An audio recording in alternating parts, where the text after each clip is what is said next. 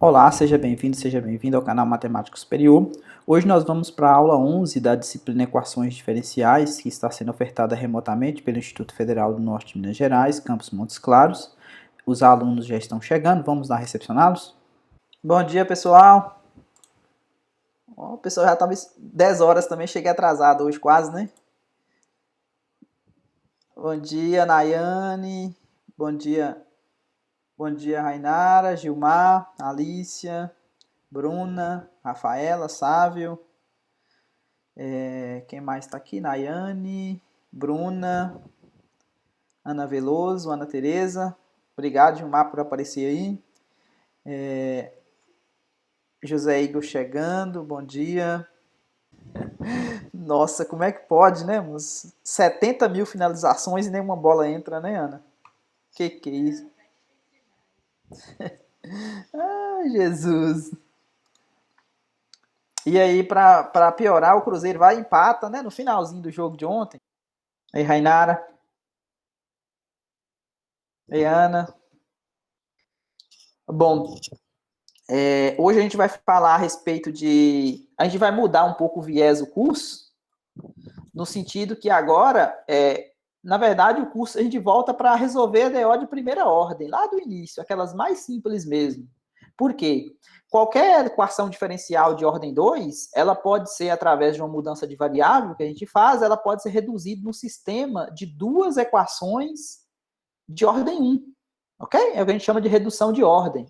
Então, no fundo, a gente estava estudando a equação diferencial de segunda ordem, né? A gente utilizou transformada de Laplace para poder resolver as não homogêneas, né? Onde o termo não homogêneo aparecia funções lá como descontinuidade, delta de Dirac.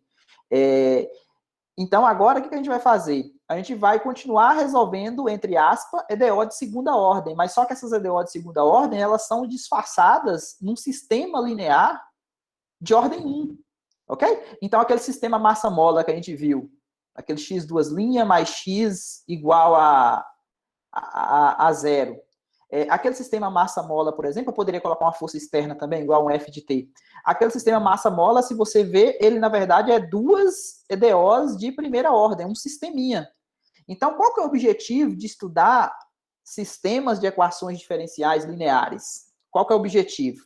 Pessoal que é da engenharia química aí, por exemplo, vocês poderiam pensar, por exemplo, Gabriel chegando aqui. Bom dia, Gabriel. Vocês poderiam pensar no seguinte, uma mistura. Por exemplo, você tem uma mistura dois tanques. Lembra do Torricelli, que a gente viu uma aplicação? Só que o Torricelli lá tinha simplesmente uma vazão, um furo, um orifício, né, no fundo do barril lá. Agora você poderia pensar numa mistura. Cleverson chegando. Bom dia, Cleverson. Então, vocês poderiam pensar numa mistura. Por exemplo, você tem elementos separados, vou colocar um risco mais fino aqui, ó, associados de alguma forma. O que seria isso? Você poderia pegar, por exemplo, dois tanques e comunicar, por exemplo, concentração de sal entre um e outro, por exemplo, com vazões de entradas diferentes e vazões de saída diferentes. Então, o que acontece? Você vai ter, para cada tanque, você vai ter uma EDO de primeira ordem. Então, quando você junta as duas equações diferenciais, você vai ter um sistema de equação diferencial linear. Nesse caso aqui, a gente vai pegar os lineares de primeira ordem. É o que a gente vai estudar. Então, vai ter ordem 1 as equações diferenciais. Já na elétrica ou na computação, tem os circuitos elétricos, né? Na mecânica. Então, essa parte aqui de sistema, por mais que o conteúdo dele seja bem simples, a gente vai utilizar bastante álgebra linear aqui nesse contexto. Na primeira parte, a gente usou bastante cálculo. No curso todo, a gente usa bastante cálculo 1, né? Aqui a gente vai precisar de analisar o sistema, como é um sistema 2 por 2, a gente vai utilizar o quê? A gente vai utilizar matrizes, uma forma matricial para escrever as equações diferenciais. Então, a gente vai utilizar conceito de alto valor, de alto vetor, lá de álgebra linear.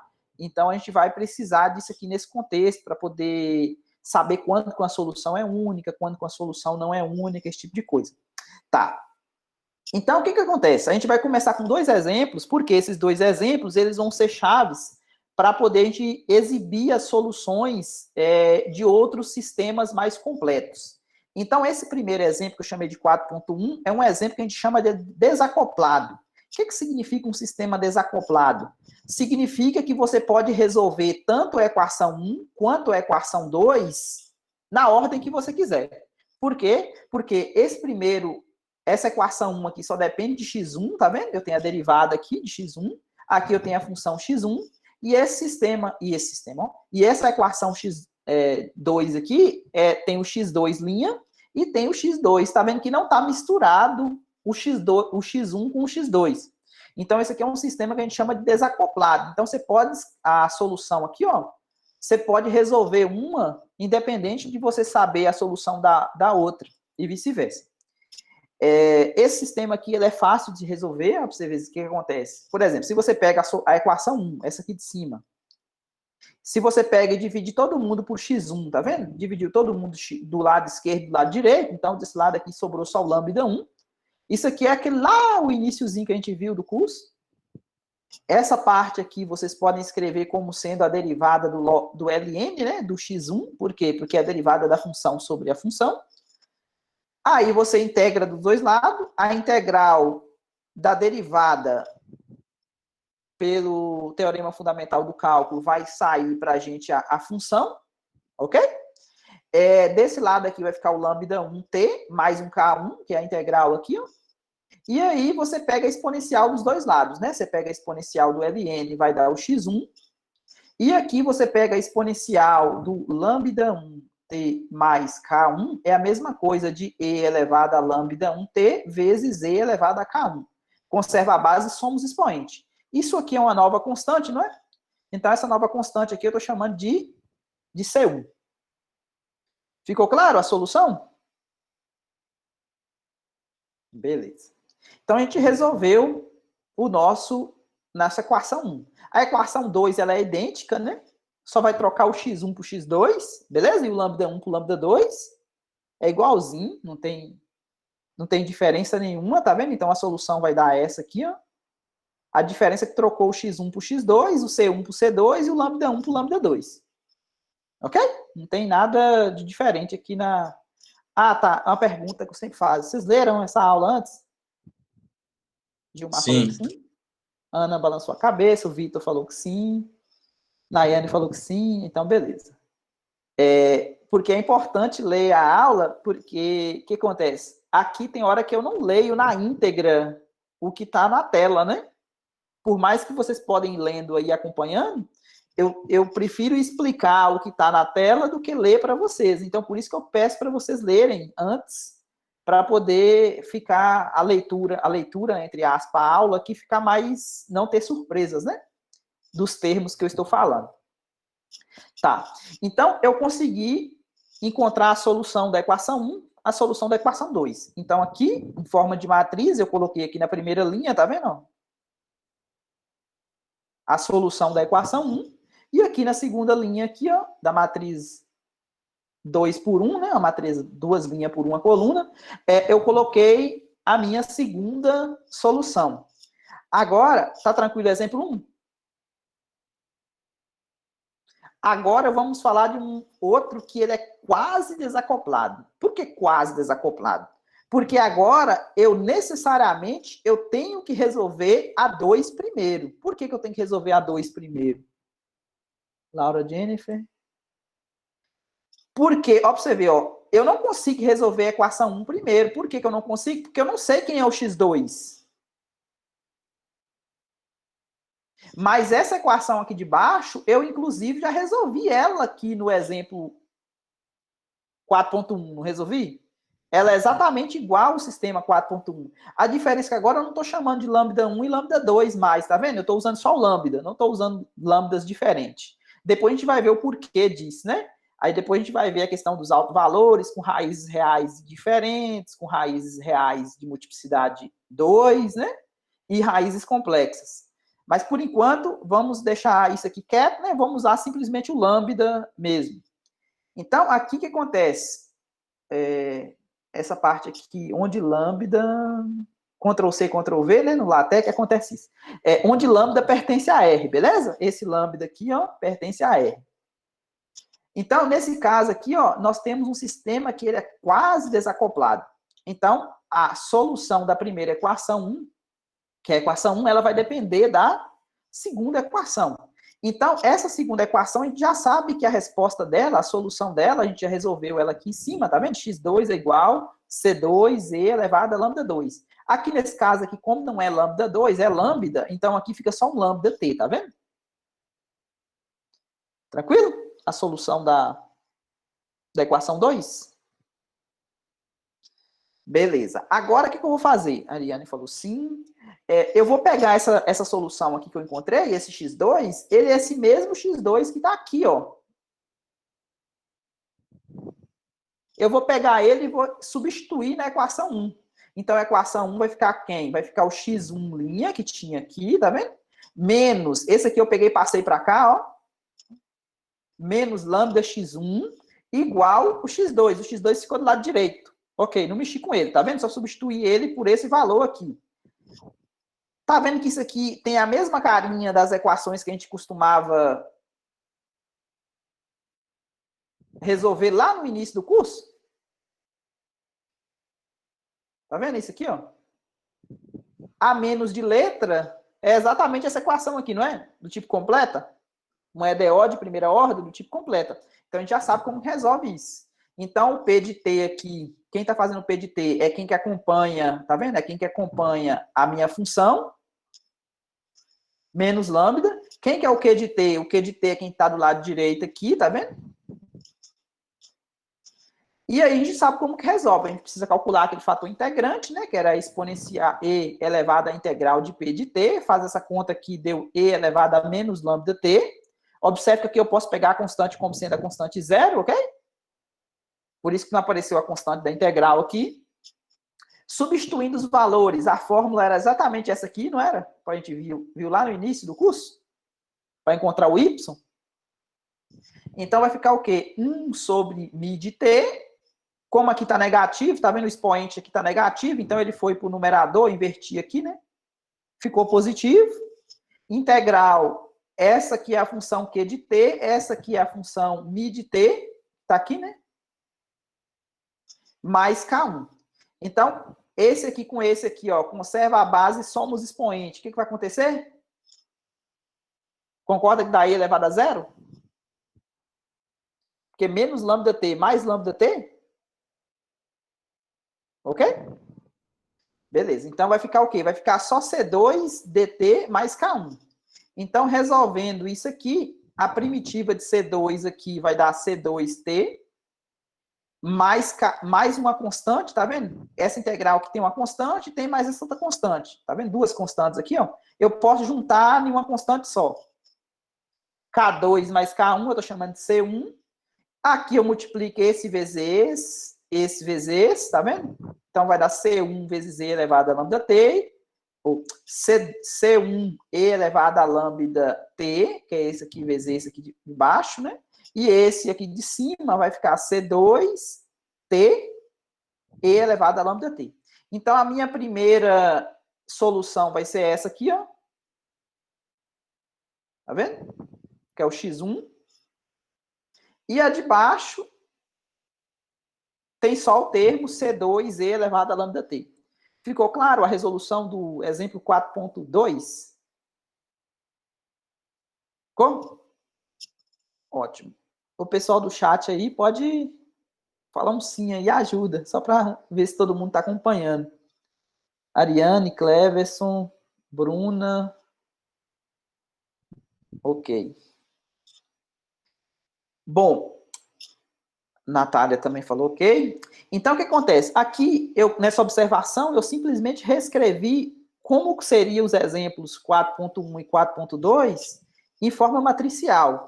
Por quê? Observe, ó, quando você multiplica uma matriz vezes outra, vai ficar o quê? Primeira linha vezes primeira coluna, não é? Gabriel Souza. Bom dia, Gabriel Souza. Então, vai ficar o quê? Lambda 1, x1 mais 0 vezes x2. Então, deu exatamente o x1', tá vendo? Bom dia, Gabriel. Apareceu 2 vezes aqui para mim, pedindo. E quando você pega a segunda aqui, ó, vai ficar o quê? Segunda linha vezes primeira coluna. Então, 0 vezes x1 mais lambda 2 vezes x2, que vai dar exatamente o x2 linha. x2 linha, beleza? Então, a maneira de você escrever o sistema lá, o primeiro sistema, o exemplo 4.1, de forma matricial. Já no exemplo 4.2, o que vai acontecer? Vai ficar... Lembra que a segunda equação ela era desacoplada, né? Era 0 vezes x1 mais lambda 2 x2, que é a segunda linha vezes a primeira coluna.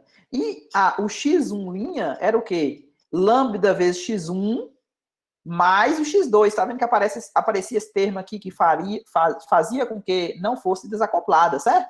Era quase desacoplada. Então, uma outra maneira de a gente reescrever esses 2 exemplos seria utilizando um x grande, tá vendo? Linha como sendo um vetor de 2 entradas. Quem seriam as 2 entradas? As derivadas x1 linha e x2 linha. Essa matriz que aparece aqui, ó, tá vendo? Para esse caso aqui e para esse caso aqui, eu estou chamando ela de A de T. Quem que é A de T? A de T são funções, as entradas, tá vendo? E o x de t, se o x' de t é as derivadas, então significa que o x de t são as funções, né? É um vetor também de duas entradas, que são as funções x1 e x2 de t.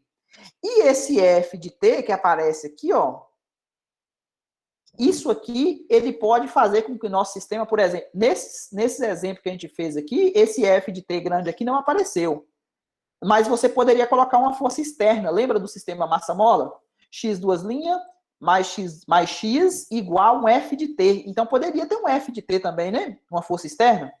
Ele não precisa ser homogêneo. Então, o que acontece? Para isso, nós temos o teorema de existência e unicidade de solução em equação diferencial. O que esse teorema fala? Ele fala, se você tiver um sistema de equação diferencial com essa carinha aqui, ó, x' de t igual a de t, que é essa matriz aqui, ó, vezes o próprio vetor x1, x2, mais uma f de t, onde, quando você calcular o t igual a t0 for um determinado x0, observe que esse x0 aqui é um vetor de 2 entradas, beleza? É um x1 de 0 e um x2 de 0. Esse x0 grande, né? Beleza? Ó. O que é x de 0? Não é colocar 0 no lugar do t? Ou de t0, né? No caso aqui, ó. X de t0, ó. Coloca t0 no lugar desse t. Não vai entrar um t0 aqui, não vai entrar um t0 aqui? Então, isso aqui é um número que eu estou chamando desse número aqui. E esse aqui também vai ser um número que eu estou chamando desse número aqui. Ok? Eu coloquei um 0 aqui porque geralmente geralmente essas condições iniciais é dado no tempo 0. Beleza? Mas pode ser qualquer outro valor. Ah, tá. O que eu tenho mais de hipótese? Essas funções que estão aqui dentro da matriz, que são as funções entrada de A, nesse caso aqui vamos pegar constantes, beleza? Mas elas poderiam depender de T. Essas FI, porque isso aqui é um vetor, não é? Essa F1 e F2 aqui também são funções contínuas. Tá vendo? No intervalo I, contendo T0, esse I vale 1 e 2, por quê? Porque nesse caso aqui eu só tenho 2 funções, né? Eu só tenho o F1 de T e o F2 de T. E o A e J aqui também, como eu estou pegando a matriz 2 por 2, então o I e o J só varia entre 1 e 2, tá vendo? Então, se isso acontecer, então significa que esse problema aqui, asterisco, ele possui solução única. Então, o que a gente tem que ficar na mente? Que eu preciso de continuidade para as funções f e preciso de continuidade para as funções da matriz A.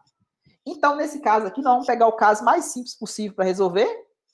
Por quê? Eu vou pegar a função f de t como sendo a função nula, ou seja, a função cujas entradas, o f1 de t é 0 e o f2 de t também é 0. Então, a função nula ela é contínua. E esses camaradinhas que aparecem aqui, ó, eu vou pegar eles como sendo constantes. Então, constantes também são funções contínuas. Então, eu vou pegar o caso mais simples possível. Vou anular isso aqui, ou seja, eu vou ter o caso homogêneo, beleza? Vou ter o caso homogêneo, e esse camarada aqui eu ainda vou pegar como sendo constantes. Bom, se eu pego esse camarada igual a zero, o que, que a gente tem? Lembra lá do início que a gente falou lá de EDO de segunda ordem, do teorema de superposição, né? Ou o princípio da superposição? Ou seja, quando você tinha duas funções que eram soluções, a combinação linear delas também era solução? Então, aqui vai valer esse princípio. Se você tem duas funções que são soluções, então a combinação linear dela, tá vendo? Alfa e beta aqui, também vai ser solução. E por que é solução? Quando você pega e deriva, ó, pra você ver, ó, vamos testar se isso aqui realmente é solução desse problema? Você tem esse problema aqui, tá vendo?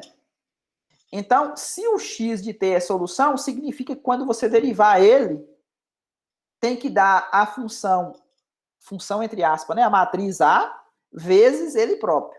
Então, vamos lá. Quando você deriva esse x de t aqui, ó, então é derivada da soma, soma das derivadas, não é? Tranquilo? Então, aqui o que acontece? Esse x1 aqui, ele é solução, não é? O x1 é solução, e o x2 também. Se o x1 é solução, vocês concordam que eu posso substituir ele, ou seja, vale isso aqui, não vale? Porque o x1 é solução, não é? E o x2 é solução também, não é? Se o x2 é solução, então isso aqui também tem que ser igual, não tem? Tranquilo, gente? Aqui o que eu fiz? Coloquei o A de T em evidência. Beleza? Então sobrou alfa x1 mais beta x2. Mas isso aqui é exatamente quem? O x que eu estou testando, não é? Para ser solução? Esse x aqui, ó. Tranquila a demonstraçãozinha?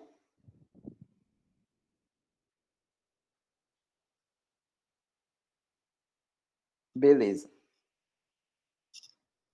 Cleverson falou tranquilo, Laura também. Beleza. Então, ó, para vocês verem, Gabriel Luiz também falou tranquilo.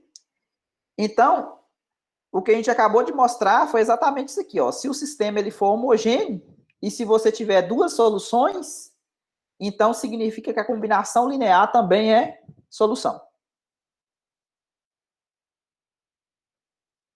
Agora vem aquela pergunta, né?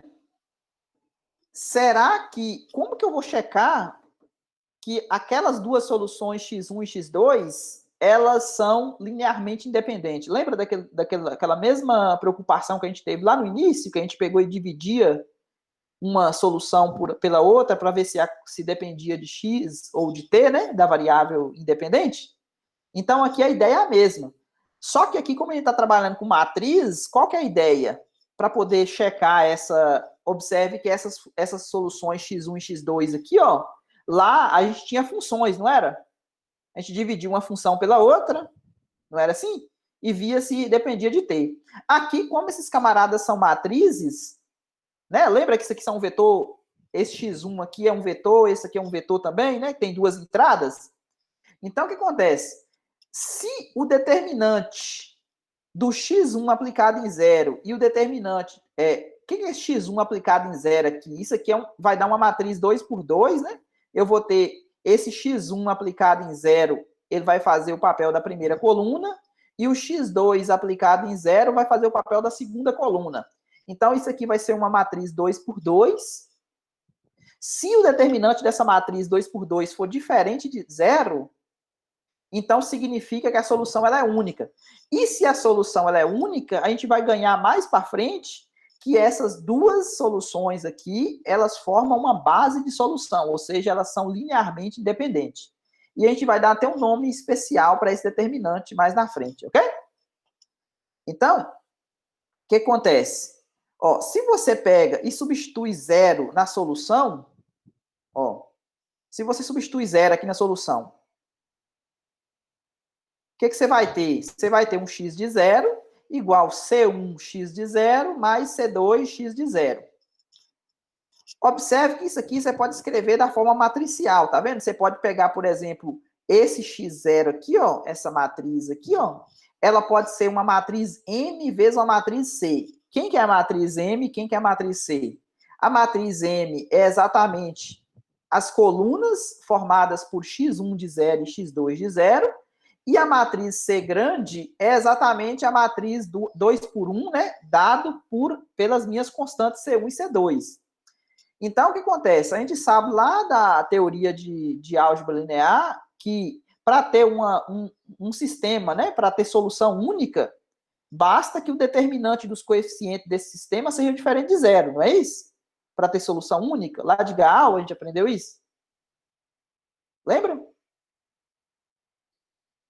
É o caso possível e determinado lá do ensino médio. Ok? Então, observe o que acontece. Então, observe que para me determinar essas constantes de forma única, como é que eu resolvo esse sistema aqui? Ó? Como é que eu isolo esse C? Para me isolar esse C aqui, ó, vocês concordam que... Como é que eu faço para desaparecer com esse M aqui? Ó? Eu não posso passar dividindo. Isso aqui é uma matriz, né? Então, eu tenho que multiplicar pela inversa, concorda? Quando eu multiplico pela inversa de M aqui, ó,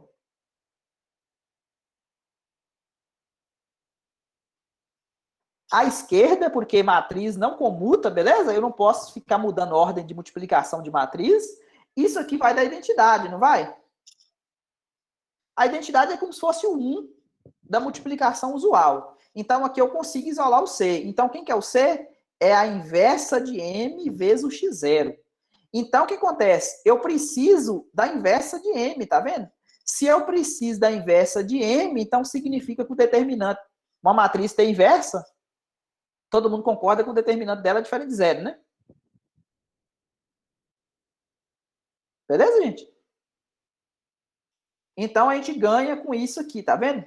Se o determinante tem que ser diferente de zero. Ficou claro como é que a gente faz para poder garantir que se x1 e x2 são soluções, então a combinação linear ela é dada de forma única dessa maneira? Ok, gente? Sim? Beleza, então vamos continuar. Aqui é o nome que eu falei para vocês, né? Que a gente dá para esse determinante. Esse determinante a gente dá o nome de Wronskiano, tá vendo? O cara chamava Vronsky. O nome do cara era Vronsky, né? Até aqui, né? Aí aportuguesou, ficou Wronskiano. Então, quando você calcula esse determinante aqui, ó, dessas funções vetoriais x1 e x2, então a gente chama esse camarada aqui, esse determinante aqui, é chamado de Wronskiano. Então, o que é preciso para ser solução fundamental? Ou seja, para formar uma base de solução, basta que esse Wronskiano seja não nulo. Então, se o Wronskiano for não nulo, diferente de zero, tá vendo? Então, significa que esse x1 e esse x2 aqui são soluções fundamentais desse sistema x' igual a x. Beleza? E aí, a solução geral, basta você pegar a combinação linear das soluções x1 e x2. Ou seja, agora que eu já garanti para vocês, tá vendo que lá no caso que a gente estudou, a gente dividiu uma função pela outra para ver se era LI, né? Aqui, como é um sistema, tem uma matriz, o que a gente faz? A gente calcula o Wronskiano. Se o Wronskiano for diferente de zero, a gente está garantindo que é linearmente dependente as duas funções vetoriais aqui, soluções do sistema. Tranquilo, gente?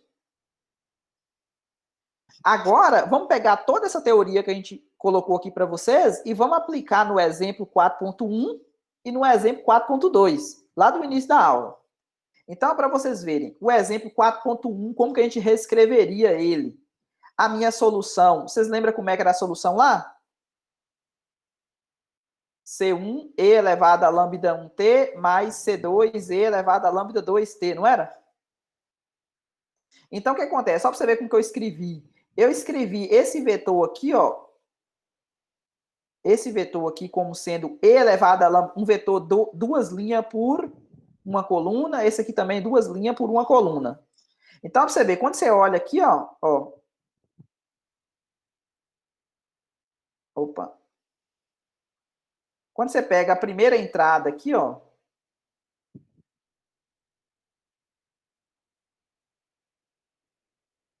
Concorda que ficou C1e elevado a lambda 1t mais C2 vezes 0? A primeira? E a segunda?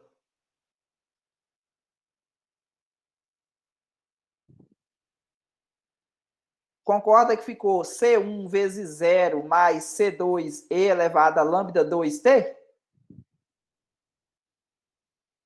Isso, Vitor. Exatamente isso. Então, para você ver, isso aqui é 0, isso aqui é 0. Então, o que, que sobrou? Sobrou C1e elevado a lambda 1t, C2e elevado a lambda 2t. Que foi exatamente o x de t que a gente obteve lá no início, não foi? Ó, na forma matricial.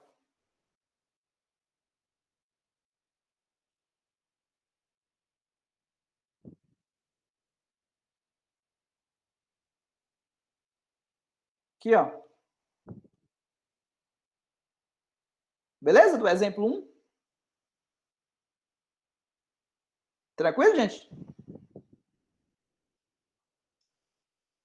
Agora, ó, o exemplo 2. O exemplo 2, ó, pra você ver como que a gente obteve o exemplo 2. Já aproveitando que eu tô aqui em cima, né? Ó, o exemplo 2, como é que ficou, tá vendo? Vamos reescrever o exemplo 2 lá novamente.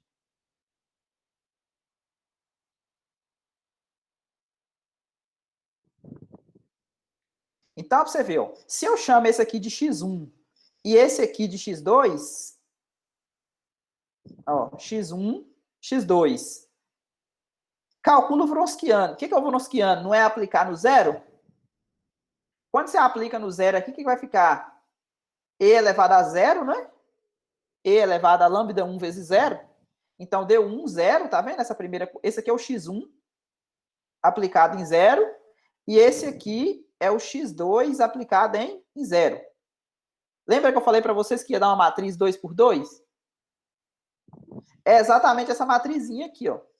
2 por 2. Então, o determinante aqui deu diferente de zero. Deu 1 determinante. Então, significa que a minha solução geral, ela é o quê? É a combinação linear C1 vezes X1 mais C2 vezes quem? X2, beleza? Onde o X1 e o X2 são isso aqui. Ah, tá. Esse aqui é o exemplo 2.2, desculpa. Esse aqui é o exemplo 2.2. Calma aí.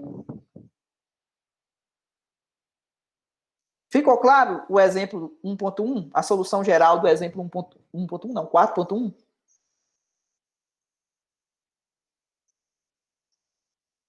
Sim.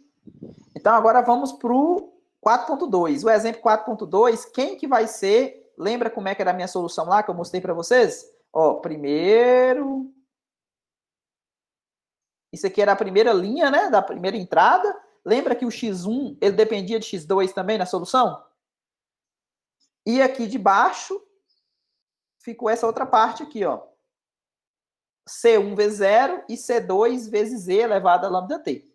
Então, você vê, então aqui eu tenho o x1 e aqui eu tenho o x2. Quando você calcula o determinante disso aqui, ó, aplicado, que é o Wronskiano, aplicado no zero, vai ficar 1, 0 desse aqui, ó. E esse aqui fica 0, 1. Por que fica 0, 1? Porque aqui tem um t, tá vendo? Multiplicando. Quando você coloca 0 aqui, ó, 0 vezes 1, vai dar 0. Então, por isso que essa entrada aqui é 0. Beleza? Então, esses dois exemplos, eles vão servir de guia para o que vem por aí. Porque o objetivo da gente é resolver um sistema acoplado, digamos, né? Ou seja, onde vai ter x1 e x2 na primeira entrada e vai ter x1 e x2 também na segunda entrada. E aí, qual que é o objetivo? O objetivo é tentar separar esse sistema num sistema diagonal. O que seria o sistema diagonal? Seria o sistema do exemplo 4.1, desacoplado. E depois, se não conseguirmos fazer um totalmente desacoplado, a gente fazer um quase desacoplado.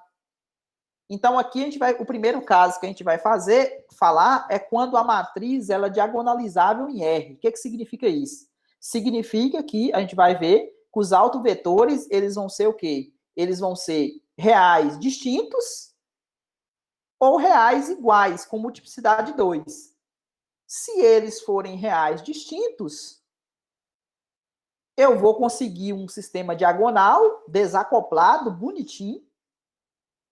E se ele for real com multiplicidade 2, eu vou conseguir um sistema quase desacoplado, que eu sei resolver também. Beleza? O objetivo desses dois exemplos aí?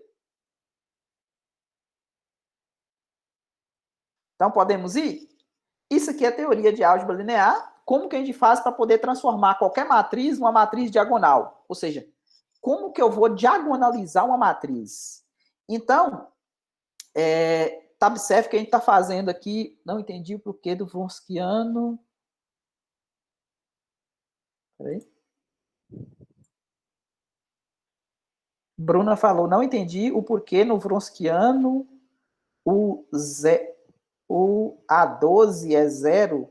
Peraí. Linha 1, coluna 12. No 4.1 ou no 4.2? 4.2. Por que é 0, Bruna? Porque tem um T multiplicando aqui, ó. Você vai substituir esse T por 0 aqui, ó. É isso? Beleza. Ok.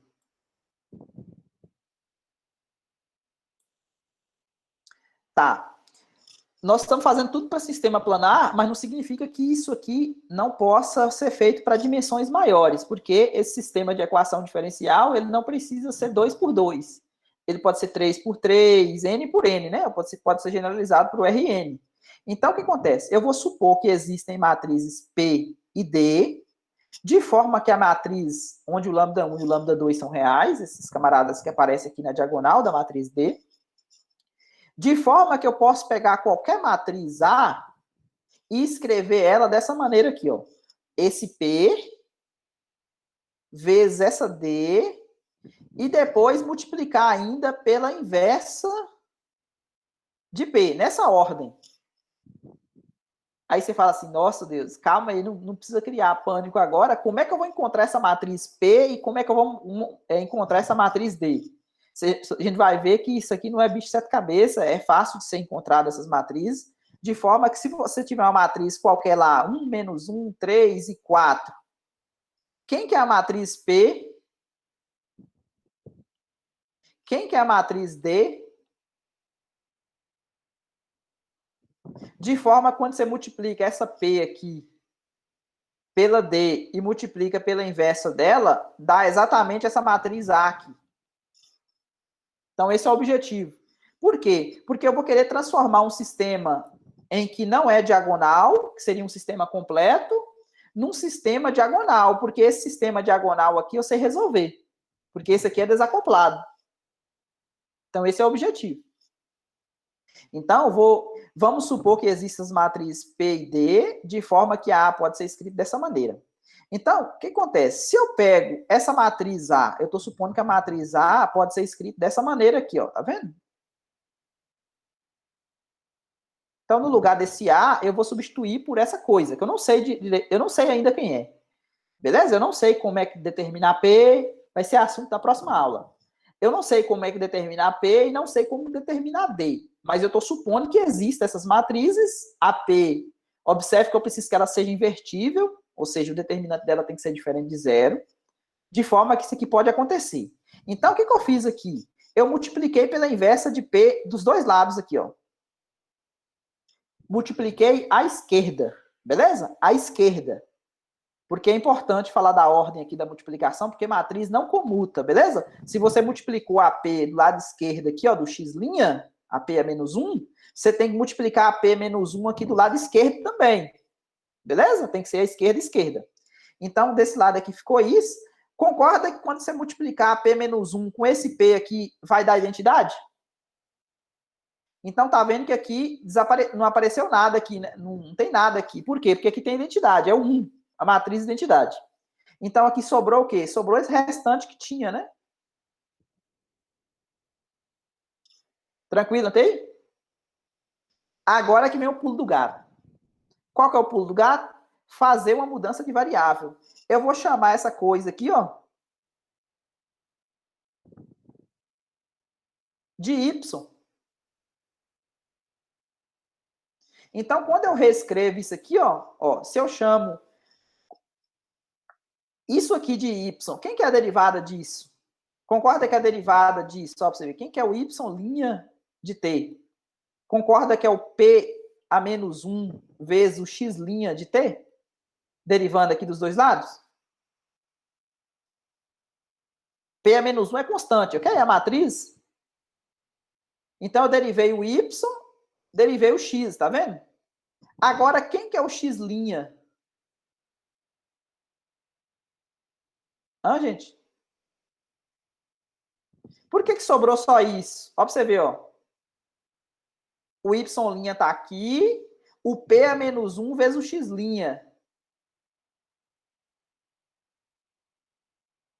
Ó, observe que esse camarada aqui, quem que é, ó? Ele não é o próprio y. Então, ó, pra você ver, eu fiquei com x', tá vendo? X'. Ó, quem que é o x'? Vamos isolar esse x' aqui, ó. Se eu multiplico se eu multiplico aqui por quem aqui, ó? Se eu multiplico, ó, o y de t é p a menos 1 vezes x de t. Então, derivo aqui, por que sobrou o d vezes o p'? Vezes o p' não, vezes o y de t. Porque o y de t é exatamente essa parte aqui, ó. Tá escrito logo aqui em cima, né? Não dá nem para mostrar direito, né? Ó, a setinha pequenininha aqui, ó. Isso aqui é o y. Então, por isso sobrou d. Tá vendo que você tinha um d aqui? Vezes um y. Esse sistema aqui, ó, vocês concordam que ele é desacoplado?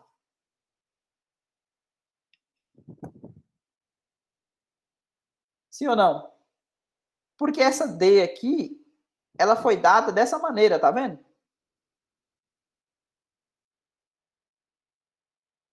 Então, o y' eu consigo responder, não consigo? Não consigo resolver a y'? Esse y' aqui é exatamente o exemplo 4.1 que a gente viu na aula de hoje. Só que o exemplo 4.1 a gente tinha com x, não é? Agora ainda trocando para y.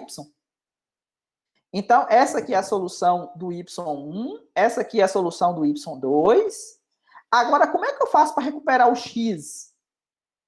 Porque meu sistema é em x, não é? Então, eu tenho o y. Como é que eu faço para recuperar o x? Ó, o y de t é igual a p a menos 1 vezes o x, não é? Concorda se eu multiplicar por p aqui, ó, e por p aqui, ó? Multipliquei por p à esquerda. Concorda que isso aqui vai dar identidade? Então, quem que é o x? É o p vezes y, não é? Então, quem que é o x? É o p vezes y. Quem que é o p? Essa matriz aqui, não é? Que eu supus lá em cima. E quem que é o y? O y é exatamente a solução que eu obtive desse desacoplado aqui, que eu consegui resolver.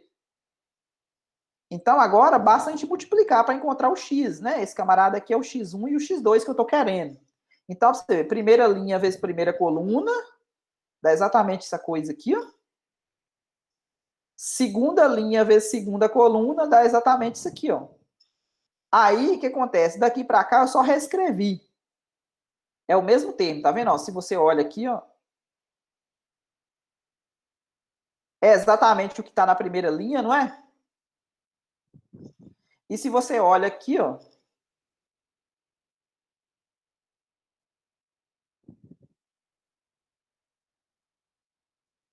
é exatamente o que está na segunda linha, não é? Constante multiplicado pela matriz. Tranquilo, gente? Por que eu fiz isso? Para poder exibir para vocês quem que poderia ser os candidatos a X1 e X2. Então, os candidatos a X1 e X2 é exatamente esse aqui, ó. Esse aqui e esse aqui, ó. Então, se você pega o X1 dessa maneira, e calcula o Wronskiano dele, tá vendo? Ó? O Wronskiano dele é colocar o quê? 0 no lugar desse T aqui, não é? Quando você coloca 0 no lugar do T, vai ficar E elevado a 0, não vai? Dá 1. Então vai sobrar V1, V2 do X1 de 0. Colocando 0 no lugar do T aqui, vai ficar E elevado a 0 também. Vai sobrar W1, W2, que é o quê? O X2 aplicado em 0. O determinante disso aqui é exatamente o determinante da P. Lembra que eu pedi lá em cima que a P tinha que ser inversível? Então, é certeza que isso aqui é diferente de 0. Por quê? Porque a P é invertível. Então, significa que esse x1 e esse x2 aqui, eles são, sim, uma base de solução para meu sistema. Ficou claro? Agora, como que eu garanto que minha solução é única, né? Passando pelo teorema de existência de solução e unicidade, né? Então, aqui eu tenho meu sistema. Então, o que acontece? Lembra que eu falei para vocês que aquele vetor x0 lá do início, ele, na verdade, é a imagem do x1 aplicado em 0, a imagem do x2 aplicado em 0, que eu estou chamando desses dois números aqui, ó. Coloquei o 0 lá em cima só para diferenciar, beleza? Isso aqui é como se fosse, sei lá, 1 e 2. É a imagem do 0 da função x1 e a imagem do 0 na função x2. Então, o que acontece? Quando você pega isso aqui e aplica no 0, o que vai acontecer? Lembra que a minha solução aqui, ó, era um e elevado a lambda 1t, mas só que agora eu estou pegando esse t aqui igual a 0, não é? Se eu estou pegando esse t igual a 0, então aqui vai ficar 1. Né? Porque o e elevado a 0 aqui. Aqui também tem um 1 também, né? Que é o e elevado a lambda 2 vezes t, mas o t é 0. Então sobrou isso aqui, ó. Isso aqui é um sisteminha 2 por 2, tá vendo? Primeira linha igual a esse número. Depois, segunda linha igual a esse número. Tá vendo? É um sistema 2 por 2. Eu quero encontrar quem são C1 e C2, para mostrar que essas constantes são únicas, né? Ou seja, o sistema ela tem solução única. Para ser solução para a solução particular ser única, eu tenho que encontrar C1 e C2 como sendo valores únicos. Ou seja, esse sistema aqui ele precisa ser possível e determinado. E como que eu garanto que isso aqui possui solução única? Porque os coeficientes desse sistema C1, C2, ó, V1, W1, V2, W2,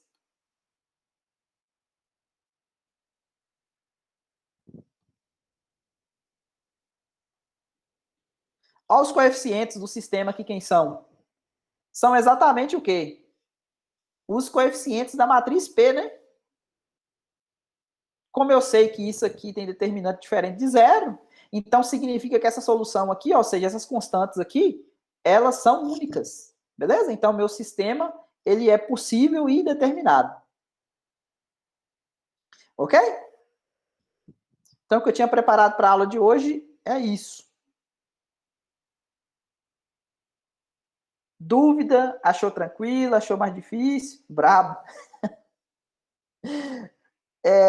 Eu acho que aqui a gente usou bastante álgebra linear hoje, né? Ou seja, ficou um pouco diferente o curso a partir desse contexto. Deus é mais. Não é complicado, não, Ainara. Tipo assim, talvez seja o quê? Seja o primeiro contato que vocês estão vendo. Era só coisa de Gaal. Pois é. Agora, por isso que tem Gaal lá no início, né? Essa é a parte mais fácil. Vou ter o quê? Que coisa falou aqui? Vou ter que voltar no primeiro período. Vai ter. Vai ter que fazer uma revisãozinha, mas vocês vão ver que isso aqui, ó. Na próxima aula, a gente vai ver como determinar as matrizes P e D. Ou seja, como encontrar esse lambda aqui, ó, lambda 1, lambda 2, como encontrar o V1, V2, como encontrar o W1, W2, vocês vão ver que é mais tranquilo. Por quê? Porque tudo vai recair na teoria de revisão um pouquinho de Gaal. Vocês vão ver que vai cair tudo na teoria de alto valor e alto vetor de uma matriz. Então, não é muito difícil por causa disso, beleza? Mas não é difícil, mas mesmo assim precisa fazer umas continhas, né? Tipo assim, precisa da teoria de Gaal mesmo, né? Saber que solução é única, o determinante tem que ser zero. Nesse caso aqui, eu vou precisar de soluções que não sejam únicas, então o determinante vai ser zero, né? Que é o polinômio característico. Não é muito difícil, né? Não. Mas vocês vão ver que na próxima aula de quarta-feira vai começar a aparecer a luz, né? Quer ver? Leia a próxima aula, a aula 12, para vocês verem. Vocês vão fazer mais sentido, né? Onde que vai aparecer a matriz P, onde que vai aparecer a matriz D, como é que vai ser a solução, como é que é o retrato de fase, esse tipo de coisa, né? É uma parte muito rica, essa parte de equação diferencial, principalmente nas aplicações, né? Por exemplo, para tanques que comunicam entre si, né? Para saber taxa de variação de um para outro, esse tipo de coisa. Alguma coisa que queira discutir da aula de hoje? Não? Beleza, então. Então, até amanhã para quem é de cálculo 3 e até quarta para quem é de EDO. Bom restante de dia para todo mundo. Eu vou ver se eu consigo fazer uma questão que vocês tinham pedido, acho que é a 5.5 de convolução. Beleza, tem mais, Gabriel, Ariane, Vitor, Gabriel Luiz, Brenda, Nayane, Cleverson, até amanhã. Gilmar, tem mais, Natália, Laura, Alícia, João Paulo, Caio. Bom, por hoje é isso, espero que você tenha entendido. Se ficou algumas dúvidas, deixe nos comentários que estarei respondendo na medida do possível. Aproveite-se para se inscrever no canal, ative as notificações, porque toda segunda e toda quarta teremos aula nova no canal. Até mais!